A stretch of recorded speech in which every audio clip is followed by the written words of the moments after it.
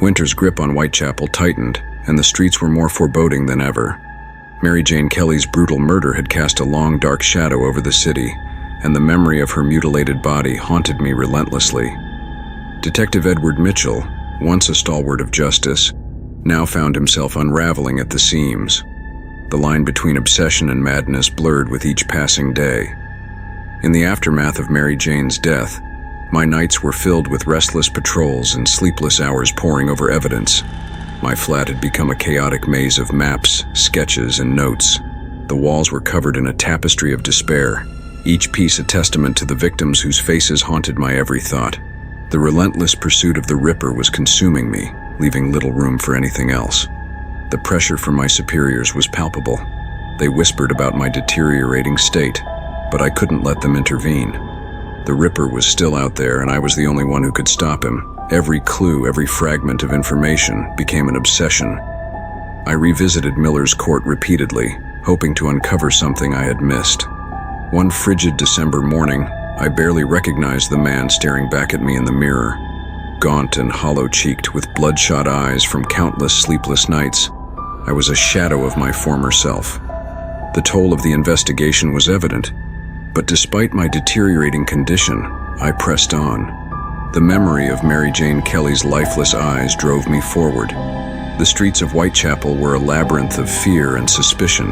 The women I spoke to were terrified, their eyes darting nervously at every shadow. I tried to reassure them, but my words felt hollow. How could I promise safety when I was losing my grip on reality? The Ripper's presence was everywhere, a malevolent force that seemed to lurk in every dark corner.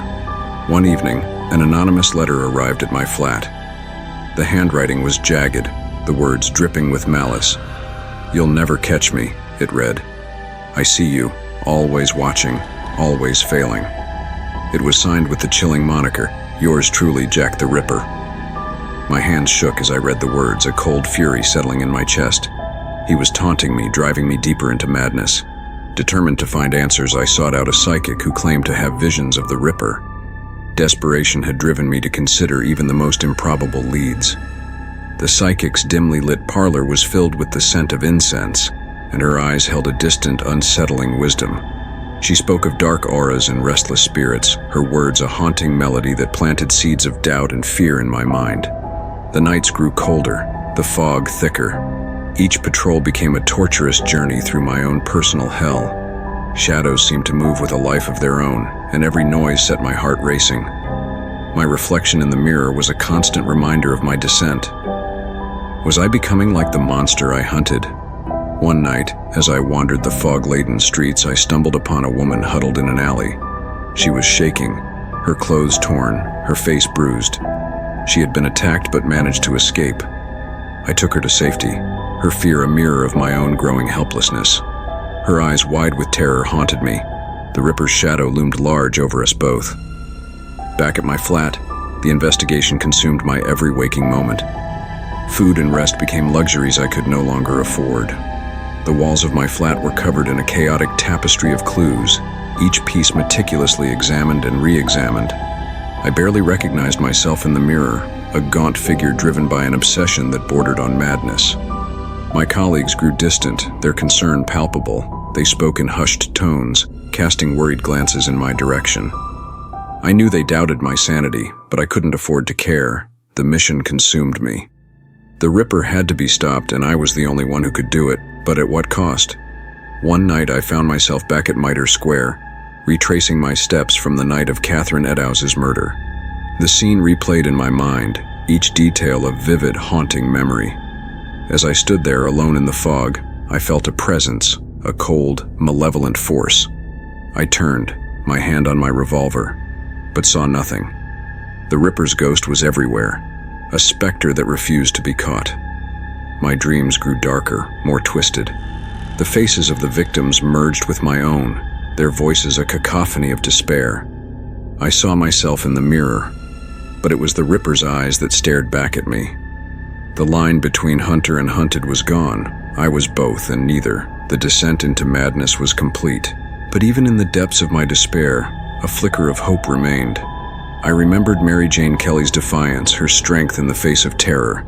I clung to that memory, a lifeline in the darkness. The hunt was not over.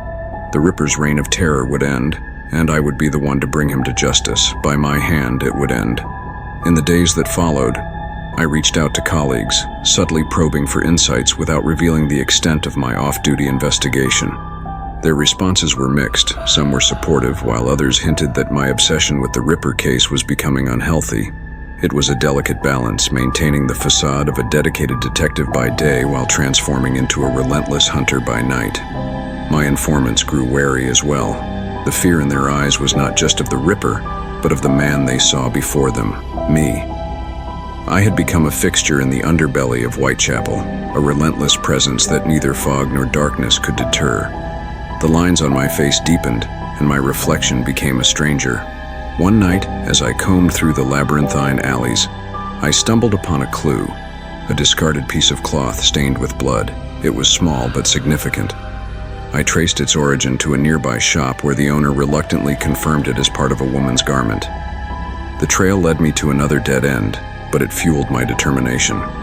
The toll of the investigation weighed heavily on my mind and body. My hands trembled with a mixture of exhaustion and adrenaline. The faces of the victims, especially Mary Jane Kelly's, haunted me day and night. I could see her in every shadow, hear her in every whisper of the wind. My vow to bring the Ripper to justice had consumed me, and I wondered if there was any part of me left untouched by the darkness. Yet amidst the despair, there were moments of clarity.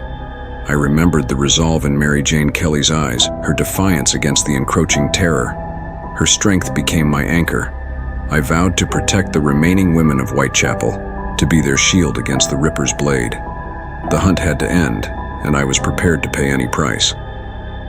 One particularly foggy night, I received a tip from an informant about a man seen lurking near a warehouse on Hanbury Street. The description matched the vague outlines I had gathered, a man of medium height, dressed in dark clothing. My heart raced as I hurried to the location, the fog swallowing the sound of my footsteps. The warehouse was a decrepit building, its windows shattered, its walls stained with years of neglect. I crept inside, my revolver drawn, every sense heightened. The air was thick with the stench of decay. As I moved through the shadows, I heard a faint rustling sound. I followed it, my heart pounding. In the dim light, I saw him. The figure was hunched over, his back to me, rummaging through a pile of rags. I could see the glint of a knife in his hand. My breath caught in my throat. This was it. I had found him. My finger tightened on the trigger, but before I could act, he vanished into the shadows, leaving only the knife behind. I picked up the weapon, my hands trembling. It was covered in dried blood, the blade sharp and deadly. This was a message, a taunt. The Ripper knew I was close, and he was daring me to catch him. The realization filled me with a cold fury. I would not let him win. The days turned into weeks, and my pursuit grew more desperate. The Ripper was always one step ahead, slipping through my fingers like smoke. But I could feel the noose tightening. The pressure was taking its toll on me. My mind was fraying, the line between reality and nightmare blurring with each passing day. One night, as I sat in my flat, surrounded by the detritus of my investigation, I heard a knock on the door. It was a young woman, her face pale with fear. She had seen the Ripper, she said, near Mitre Square. Her voice trembled as she described the man. A tall figure dressed in dark clothes, his eyes burning with madness. I grabbed my coat and hurried to the square, the woman's words echoing in my mind. The fog was thick, the air cold. As I approached, I saw a figure moving through the mist. My heart pounded as I drew my revolver and followed him, my steps silent on the cobblestones. He led me to a small, deserted alley. The silence was deafening. I could see him standing there, his back to me. My breath caught in my throat as I raised my weapon. This was it. The moment I had been waiting for. "Turn around," I called out, my voice steady despite the fear gnawing at my gut. He turned slowly, his face hidden in the shadows. As he stepped into the light, my blood ran cold. It wasn't the Ripper. It was a young man, his eyes wide with terror. He pleaded for his life, insisting he was innocent. I lowered my weapon, my hands shaking. The Ripper had eluded me once again, leaving another innocent man in his wake. The incident shook me to my core. I had come so close only to be thwarted at the last moment. The frustration, the despair, threatened to overwhelm me, but I couldn't give up. The memory of Mary Jane Kelly's mutilated body drove me, her death a burning coal in my chest. I had to bring the Ripper to justice no matter the cost. As winter tightened its grip on Whitechapel, the fog grew thicker, the nights colder. The faces of the victims haunted my dreams, their silent pleas for justice a constant reminder of my mission. But with each passing day, the darkness within me grew. The hunt was consuming me, and I wondered how much longer I could hold on. Mary Jane Kelly's gruesome fate was a stark reminder of the stakes.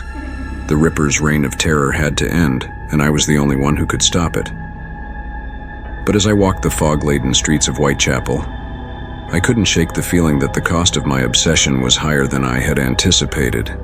The nights grew colder, the fog thicker as winter approached.